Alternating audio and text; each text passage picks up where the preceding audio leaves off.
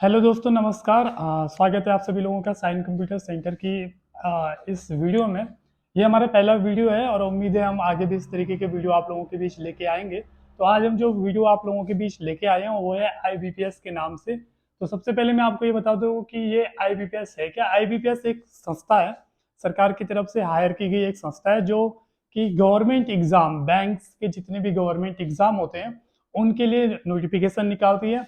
Notification निकालने के बाद एग्जाम करवाती है, इंटरव्यू करवाती है, इंटरव्यू करवाने के बाद बैंक्स में भेजती है। यानी कि बैंक में जितने भी लोग प्रेजेंट टाइम में कार्य करते हैं उन सब का सिलेक्शन आईबीपीएस नाम की संस्था करवाती है।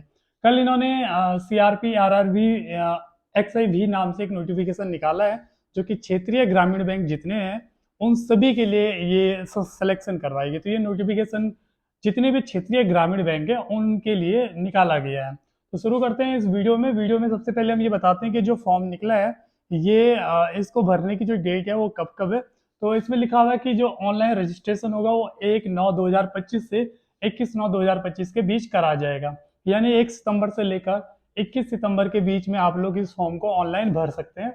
इसके अलावा पेमेंट की भी तारीख दे रखी है। पेमेंट की ऑनलाइन पेमेंट लगाने की जो तारीख है वो भी 1 तारीख से लेकर 21 तारीख के बीच है। यानी जिस दिन आप फॉर्म भरोगे उसी दिन आपको जो फॉर्म भरने की डेट है वही एग्जाम की फीस लगाने की भी डेट है। इसके अलावा दोस्तों इन्होंने अगर कोई जो भी फॉर्म भरते हैं अगर उसमें कोई दिक्कत होती है, गलती होती है, तो करेक्शन विंडो भी इन्होंने निकाला है कि अगर कभी मिस्टेक्स हो गया फॉर्म भरने में तो जिस दिन 21 तारीख को जब फॉर्म भरने की डेट खत्म हो जाएगी उसके बाद हम करेक्शन करने के लिए, यानी कि फॉर्म में करेक्शन करने के लिए भी दोबारा से इस फॉर्म को ऑन कर लेंगे। जो मिस्टेक्स होती हैं उसको सही करके आप दोबारा एक बार उसे सेव कर सकते हैं। इसके अलावा दोस्तों इसमें सबसे खास बात यह है कि जो ऑनलाइन एग्जाम होगा वो 2 फेज में होगा। सबसे पहले आपका प्री एग्जाम होगा। जो स्टूडेंट जितने भी लोग प्री एग्जाम को पास कर लेंगे उसके बाद उन लोगों का मेन एग्जाम होगा। प्री एग्जाम निकालने की जो डेट है वो नवंबर दिसंबर 2025 है।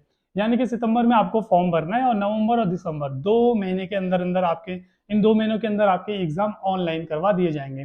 सबसे पहले मैं आपको ये बता दूं कि ये जो फॉर्म है ये ऑल ओवर इंडिया बेस पे है। यानी कि पूरे देश में जितने भी क्षेत्रीय ग्रामीण बैंक हैं उनके उनके यहाँ सिलेक्शन इसी जो ये नोटिफिकेशन है और जो ये संस्था है इसी के द्वारा कराया जाएगा और इसी एग्जाम के द्वारा करवाया जाएगा। इसलिए पूरे देश में इन 2 महीनों के अंदर अंदर ऑनलाइन प्री एग्जाम पहले होगा। जितने भी स्टूडेंट प्री एग्जाम क्लियर कर लेंगे उनका जो रिजल्ट है, रिजल्ट ऑफ ऑनलाइन एग्जाम, वो दिसंबर 2025 जनवरी 2026 के बीच आ जाएगा। यानी कि 1-2 महीने के अंदर अंदर ही आपका जो प्री एग्जाम है उसका क्या आ जाएगा, रिजल्ट आ जाएगा। प्री एग्जाम पास करने वाले स्टूडेंट जितने भी लोग प्री एग्जाम पास कर लेंगे उनका जो मेन एग्जाम है वो मेन एग्जाम जो होगा वो जनवरी फरवरी दिसंबर इन महीनों के अंदर अंदर करवा दिया जाएगा। यानी कि फरवरी 2026 से पहले पहले आपका मेन एग्जाम भी क्लियर हो जाए, पूरा करवा दिया जाएगा। मेन एग्जाम पूरा करने के बाद जो रिजल्ट है वो आपको लगभग जनवरी फरवरी महीने के बीच में मिल जाएगा। अब थोड़ा सा इसमें से जो ये लिखा गया है इसमें थोड़ा सा कंफ्यूजन है, क्योंकि इसमें लिखा गया जो ऑनलाइन एग्जाम होगा वो दिसंबर से फरवरी के बीच में करवा दिया जाएगा और जो रिजल्ट है वो आपका जनवरी 2026 में निकलेगा। तो थोड़ा सा इसमें दिक्कत है। तो आप इस तरीके से समझें कि जनवरी फरवरी और दिसंबर दिसंबर के महीने में आपका ऑनलाइन एग्जाम भी हो जाएगा, मेन एग्जाम, और लगभग लगभग फरवरी मार्च के अंदर अंदर ही आपका मेन एग्जाम का रिजल्ट भी निकल दिया जाएगा। उसके बाद दोस्तों जो ज्वाइनिंग है उन्होंने इसमें अलॉटमेंट के लिए भी बोला है कि जो अलॉटमेंट हम करवाएंगे वो उसी महीने करवा दिए जाएंगे जिस महीने आपका मेन एग्जाम का रिजल्ट निकाल दिया जाएगा। लेकिन कहने का मतलब ये है ये सारा प्रोसेस 3-4 महीने के अंदर अंदर ही पूरा करवा दिया जाएगा। नोटिफिकेशन निकल चुका है, प्री एग्जाम की डेट निकल चुकी है, मेन एग्जाम की डेट भी बता दी जा चुकी है, रिजल्ट की भी डेट निकल चुकी है और उसके बाद सिलेक्शन भी रिजल्ट निकलने के तुरंत बाद ही कर दिया जाएगा। ये यहाँ पे नोटिफिकेशन में कह दिया गया। यानी कि आपके पास पढ़ने के लिए ज्यादा वक्त नहीं है। ये 3-4 महीने में आपका ये सारा काम पूरा प्रोसेस हो जाएगा। इसके बाद दोस्तों बात करते हैं कि इनमें कौन कौन से ऐसे ग्रामीण बैंक है जो पार्टिसिपेट कर रहे हैं। तो इतने सारे ग्रामीण बैंक हैं, आंध्र प्रदेश और अरुणाचल प्रदेश, पूरे देश के सारे राज्य के जितने भी ग्रामीण बैंक है, जितने भी क्षेत्रीय ग्रामीण बैंक है, लगभग लगभग सारे इसमें पार्टिसिपेट करने वाले हैं इस एग्जाम में, इस नोटिफिकेशन में। उत्तराखंड की बात करूं दोस्तों तो उत्तराखंड में उत्तराखंड ग्रामीण बैंक भी इस नोटिफिकेशन में शामिल है। यानी कि कहने का मतलब ये है उत्तराखंड के जितने भी लोग इस फॉर्म को अप्लाई करके और वो चाहते हैं कि अगर उत्तराखंड ग्रामीण बैंक में उनको ज्वाइनिंग करनी है तो उत्तराखंड ग्रामीण बैंक में भी यहाँ से सिलेक्शन कर दिए जाएंगे। तो मेन बात यह है कि उत्तराखंड वालों के लिए उत्तराखंड ग्रामीण बैंक भी इस जो नोटिफिकेशन है इसमें शामिल है। इसके अलावा दोस्तों बात करते हैं जो सबसे महत्वपूर्ण चीज़ है आप लोगों के लिए, वो है कि आपके लिए एज क्या है। दो चीज़ों के लिए ये फॉर्म निकला है, दो चीज़ों के लिए वैकेंसी निकली है। एक है ऑफिस असिस्टेंट यानी आप क्लर्क मान सकते हो, दूसरा officer scale first, officer scale second, officer scale third. वो बैंक में अलग अलग पोस्ट होती है, अलग अलग पद होते हैं, उसके नाम के हिसाब से अकॉर्डिंग नाम के हिसाब से। तो जो दो मेन पोस्ट आप लोगों के लिए वो ऑफिस असिस्टेंट यानी आप क्लर्क मान लो, और दूसरा ऑफिसर स्किल फर्स्ट। ये दो चीज़ों के लिए आप मेनली वो कर सकते हैं, अप्लाई कर सकते हैं, क्योंकि बाकी चीज़ों के लिए एक्सपीरियंस की जरूरत मांगी गई है। तो सबसे पहले बात करते हैं ऑफिस असिस्टेंट यानी मल्टीपर्पज, जिसमें लिखा गया है एज जो है 18 साल से 28 साल के बीच कही गई है। यानी कि ये जो एज है ये आपको कैलकुलेट करनी है 1 सितंबर 2025। 1 सितंबर 2025 को आपकी एज कम से कम 18 साल और ज़्यादा से ज़्यादा 28 साल होनी चाहिए। अगर आप 1 सितंबर को 29 साल के हो गए या 28 साल 2 दिन के हो गए तो आप एलिजिबल नहीं है। अगर 1 सितंबर को आपकी एज 18 साल भी नहीं हुई है, 1-2 दिन पीछे रह गए, तो आप भी एलिजिबल नहीं हो। जिसको ये बात समझ में नहीं है वो अपनी बात को वो इस बात को इस तरीके से समझ सकता है कि आपकी जो डेट ऑफ बर्थ है वो 2/9/1997, सेकेंड ऑफ 1997, तो 2 सितंबर 1997 से पहले की आपकी डेट ऑफ बर्थ नहीं होनी चाहिए, और 1 सितंबर 2007 के बाद की भी नहीं होनी चाहिए। अगर आप 1 सितंबर 2007 के बाद आपकी जन्म तिथि है तो आप एलिजिबल नहीं हो, और अगर आपकी डेट ऑफ बर्थ 2/9/1997 से पहले की है तो आप भी एलिजिबल नहीं हो। तो आपकी डेट ऑफ बर्थ इसके बीच होनी चाहिए। किसके बीच होनी चाहिए? 2/9/1997 और 1/9/2007 के बीच आपकी डेट ऑफ बर्थ होनी चाहिए। ये है ऑफिस असिस्टेंट के लिए। साथ में बात करते हैं ऑफिसर स्केल फर्स्ट के लिए। ऑफिसर स्केल फर्स्ट के लिए मिनिमम एज 18 साल ही है, लेकिन मैक्सिमम एज 2 साल बढ़ा के 30 साल कर दी गई है। इसके लिए आप अगर आप इस हिसाब से देखोगे तो 2/9/1995 हो गया है। यहाँ 97 था तो यहाँ 95 हो गया। अगर आपकी डेट ऑफ बर्थ 1995 2/9 है तो आप भर सकते हैं, और अगर आपकी डेट ऑफ बर्थ 1/9/2007 के बाद है तो आप एलिजिबल नहीं हो। तो 2/9/1995 और 1/9/2007 के बीच वाले जितने भी लोग हैं वो इस फॉर्म के लिए एलिजिबल हैं। तो ये डेट ऑफ बर्थ हो गई। साथ में यहाँ पे officer skill second third, officer skill second में मैनेजर है, ऑफिसर स्किल थर्ड में सीनियर मैनेजर है। इन दोनों के लिए आगे जाके आप देखेंगे कि इनके लिए एक्सपीरियंस मांगा गया। जो फ्रेशर लोग हैं वो इन दोनों चीज़ों में अप्लाई कर सकते हैं, ऑफिस असिस्टेंट और officer skill first assistant manager के लिए अप्लाई कर सकते हैं। तो ये तो रहा दोस्तों आपकी डेट ऑफ बर्थ का क्राइटेरिया। इसके बाद बात करते हैं कि आपके लिए एज क्वालिफिकेशन क्या है। क्वालिफिकेशन की बात करें तो अगर आप ऑफिस असिस्टेंट मल्टीपर्पज के लिए अप्लाई कर रहे हैं तो यहाँ पे साफ साफ बोला गया है bachelor degree in any discipline. आप किसी भी यूनिवर्सिटी से आप ग्रेजुएट होने चाहिए। बहुत सारे लोग सवाल ये पूछते हैं कि ग्रेजुएट का मतलब फिर क्या है। मतलब अगर आपने बीए करा हुआ, बीएससी करा, बीकॉम करा हुआ, कोई भी कोर्स से आपने ग्रेजुएशन करा हुआ है, कितने भी परसेंटेज के साथ आपने ग्रेजुएशन करा है, कोई परसेंटेज की बाध्यता इसमें नहीं है, तो आप इस फॉर्म के लिए अवेलेबल हो, एलिजिबल हो। तो जो क्वालिफिकेशन मांगी गई है वो सिंपल ग्रेजुएशन मांगा गया है। दूसरी बात, जो लोग ये कहेंगे कि वो फाइनल सेमेस्टर में, फाइनल ईयर में वो लोग अप्लाई कर सकते हैं, तो इसका जवाब है नहीं। फॉर्म भरते वक्त आपके पास फाइनल ईयर की मार्कशीट होनी चाहिए, यानी कि आपके पास फॉर्म भरते वक्त सारे सेमेस्टर की मार्कशीट होनी चाहिए, पूरा ग्रेजुएट कंप्लीट होना चाहिए। तो जो फाइनल ईयर वाले हैं, फाइनल सेमेस्टर वाले हैं, वो भी इस फॉर्म के लिए एलिजिबल नहीं है। पूरा कंप्लीट आपका ग्रेजुएशन बीए, बीएससी या बीकॉम जो भी है उससे होना चाहिए। ऑफिसर स्किल्स फर्स्ट के लिए बात करें तो इसमें भी बैचलर डिग्री मांगा गया है कि आपके पास सिंपल ग्रेजुएशन की डिग्री होनी चाहिए। लेकिन जिन्होंने सपोज करो BSc horticulture, agriculture, forestry, animal इनसे करा हुआ है, जिन लोगों ने स्पेशल सब्जेक्ट से बीएससी, बीए, बीकॉम कुछ भी करा हुआ है, तो उनके लिए थोड़ा प्रेफरेंस दे दी जाएगी। कि जैसे इसमें लिखा गया है कि अगर आपने बैचलर डिग्री, ग्रेजुएशन की डिग्री है, एग्रीकल्चर से करा हुआ, हॉर्टिकल्चर से करा हुआ, तो आपको थोड़ा सा क्या है प्रेफरेंस दे दिया जाएगा जब आपका सिलेक्शन होगा। सपोज करो कि लास्ट में एक ही पोस्ट है और दो लोग बच गए, एक ने सिंपल ग्रेजुएशन करा और एक ने ग्रेजुएशन एग्रीकल्चर से करा हुआ है, तो उन्होंने कहा है कि उस वक्त हम इस एग्रीकल्चर से जिसने ग्रेजुएशन करा है उसको प्रेफरेंस देंगे। कहने का मतलब दोस्तों ये है। इसके अलावा बात करते हैं कि इस फॉर्म को भरने की फीस क्या। तो इस फॉर्म को भरने की आपके लिए जो फीस है, ऑफिसर स्किल फर्स्ट, सेकेंड और थर्ड के लिए 175 रुपीज़ फीस है। SC, ST और PWBD कैंडिडेट्स के लिए, जनरल कैटेगरी के जो स्टूडेंट हैं उनके लिए 850 रुपये फीस है ऑफिसर स्किल फर्स्ट के लिए। इसके अलावा जो ऑफिस असिस्टेंट मल्टीपर्पज है उसमें जो 175 रुपीज़ फीस है SC ST PWBD कैंडिडेट के लिए। जनरल कैटेगरी के लिए 850 रुपये फीस है, यानी कि आप कोई सा भी फॉर्म भरो, ऑफिस असिस्टेंट भरो, ऑफिसर स्किल फर्स्ट भरो, सेकंड भरो, थर्ड भरो, कुछ भी भरो, अगर आप जनरल कैटेगरी वाले हैं तो आपको 850 रुपये फीस देनी पड़ेगी। अगर आप जनरल कैटेगरी के अलावा कोई भी कैटेगरी वाले हैं तो आपको 175 रुपीज़ फीस देनी पड़ेगी। दूसरी बात ये कि कोई ये कि मैं फीमेल हूँ तो मेरे लिए क्या है, फीमेल मेल की इसमें कोई बात ही नहीं हो रही है। आप बस कैटेगरी जनरल होनी चाहिए तो आप 850 रुपये फीस भरो। इसके अलावा आपकी कैटेगरी कोई भी, आपको 175 रुपीज़ फीस पे करनी पड़ेगी। इसके अलावा दोस्तों हम बात करते हैं, एक सबसे बड़ा पॉइंट ये भी आता है कि इसका जो एग्जाम है उसका क्या पैटर्न है। ये एग्जाम का आपका सिलेबस है। पहले आपका प्री एग्जाम होगा ऑफिस असिस्टेंट क्लर्क के लिए, मल्टीपर्पज यानी क्लर्क मान सकते हैं आप। तो इसके लिए जो एग्जाम है प्री एग्जाम में 2 सब्जेक्ट आपको पूछे जाएंगे, 2 टॉपिक आपके लिए पूछे जाएंगे, रीजनिंग और मैथ्स, रीजनिंग और न्यूमेरिकल एबिलिटी।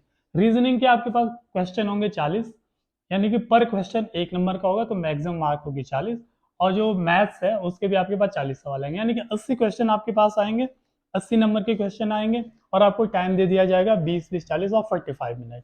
पौने घंटे में आपको 80 क्वेश्चन के जवाब देने हैं। और जिनका यहाँ से जो लोग एग्जाम देंगे और जो लोग पास कर लेंगे, जब इनका सिलेक्शन मेन एग्जाम के लिए हो जाएगा तो आपके लिए पहले बात करते हैं ऑफिसर स्किल के लिए क्या है।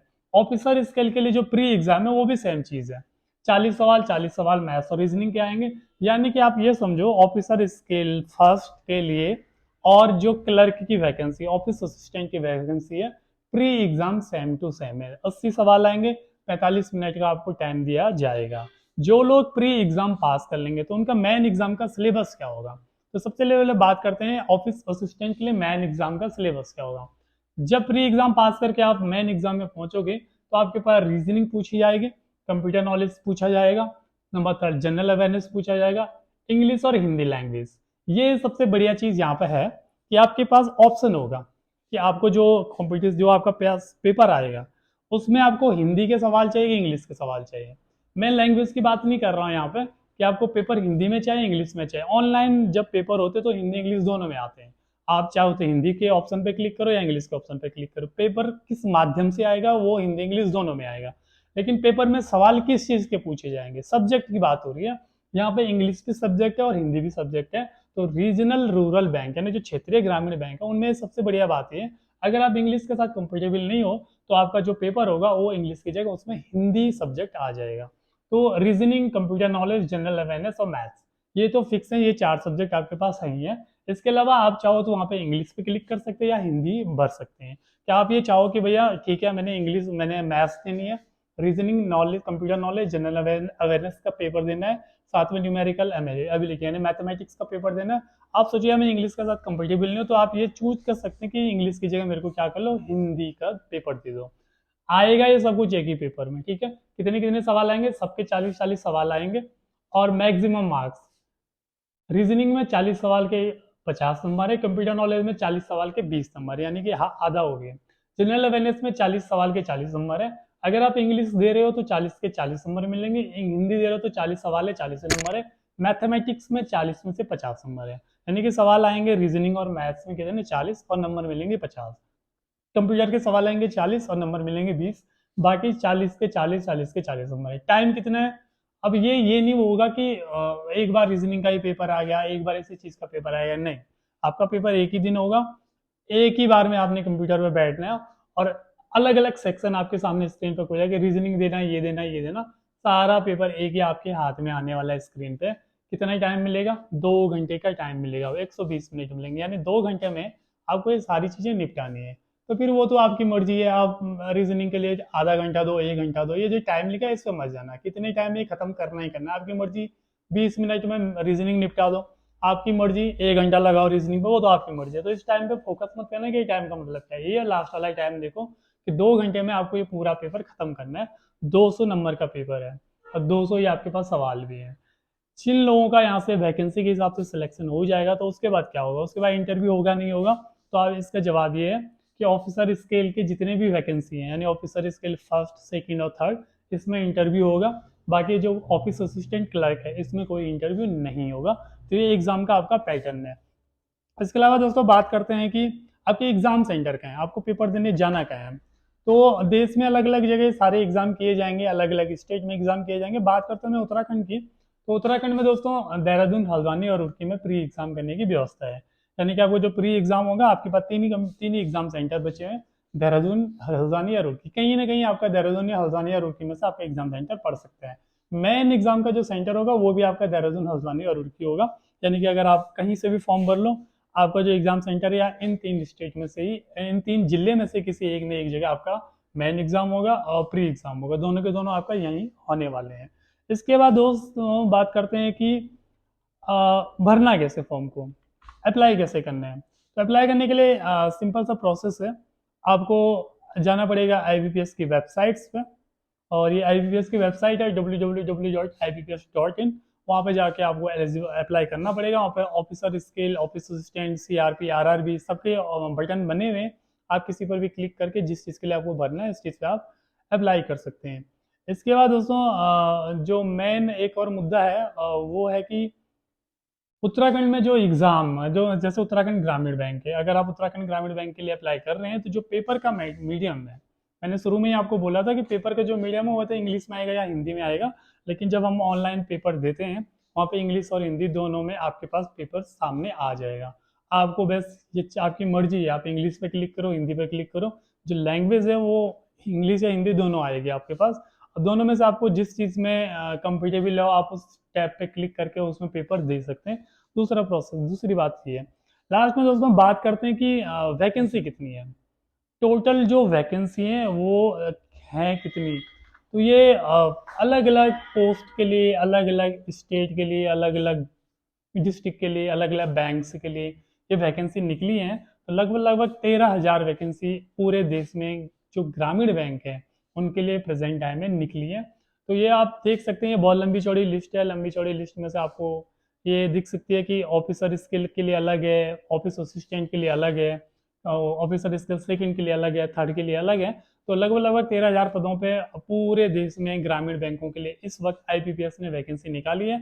4 महीने के अंदर ही अंदर आपका पेपर भी हो जाएंगे, pre exam, main exam, interview सारा क्लियर कर दिया जाएगा, और 4 महीने के अंदर अंदर ही आपको ज्वाइनिंग भी दे दी जाएगी अकॉर्डिंग टू ये जो नोटिफिकेशन निकला है। तो दोस्तों ये था आईबीपीएस जिसने ग्रामीण बैंकों के लिए प्रेजेंट टाइम में वैकेंसी निकाली।